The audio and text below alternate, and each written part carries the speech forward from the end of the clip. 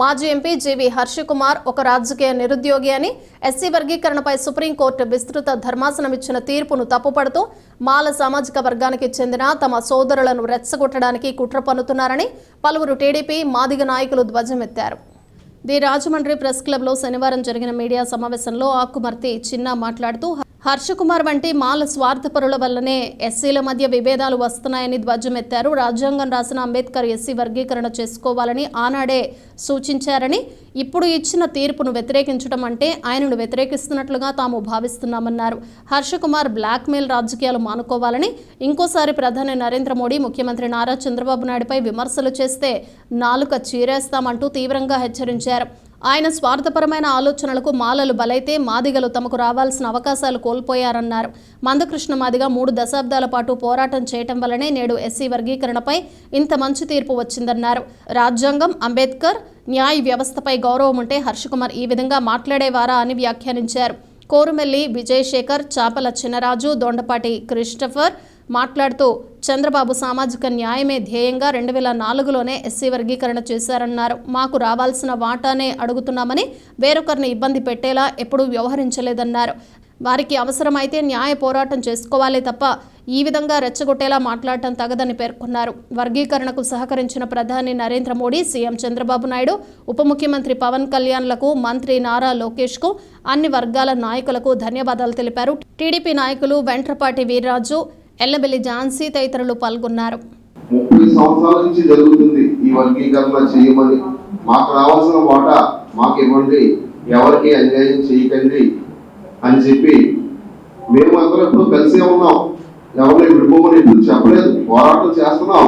ఎవరికి రావాల్సిన వాళ్ళకి వాటా రావాలని తప్ప మాకేదో ఎక్కువ ఇచ్చేయమని, వాళ్ళకేదో తక్కువ ఇచ్చేయని చెప్పి ఎవరు ఏ నాయకుడు కూడా ఎప్పుడు అడగలేదు. రామర్షా ప్రకారం ఎవరికి రావాల్సిన వాటా వాళ్ళకి పంచండి. మేము పంచుకోలేకపోతున్నాం, ఎందుకంటే వెనకబడిపోతున్నాం. తీసుకుపోతున్నారు, మేము అలాగే ఉంటున్నాం. సంవత్సరాలు 2 సార్లు ఎంపీగా చేశారు. నేను తెలంగాణలో కాంగ్రెస్ నాయకుడు రేవంత్ రెడ్డి గారు కుట్రలంగా వర్గీకరణ తీర్మానం అనుగుణంగా చేసి ఆమోదం తెలిపారు. కాంగ్రెస్ లో ఉంటే నేను కాంగ్రెస్ లో కూడా ఉండను, బయటకు వచ్చేస్తానని చెప్పారు హర్షకుమార్ గారు. మిమ్మల్ని ఎవరు ఉన్నారు సార్?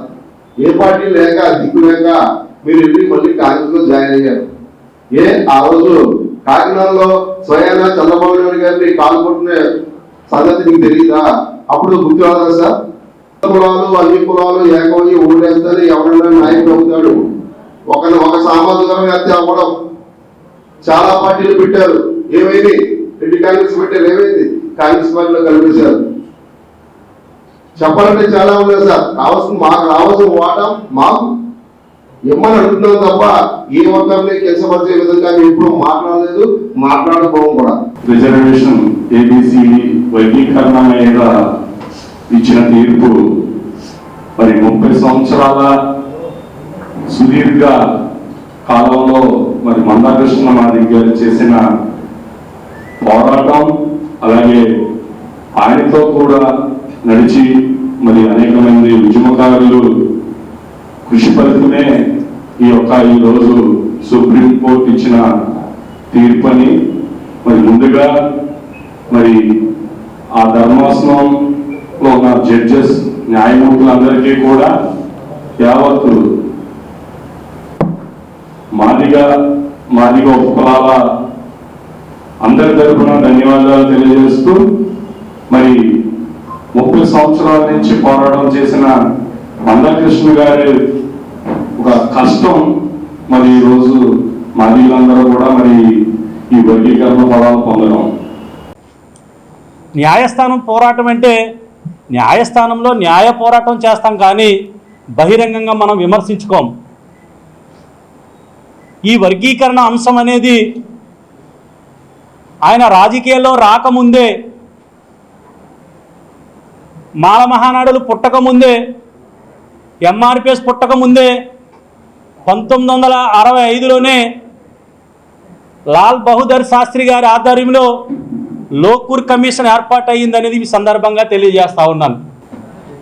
ఆంధ్రప్రదేశ్, తెలంగాణ తరపున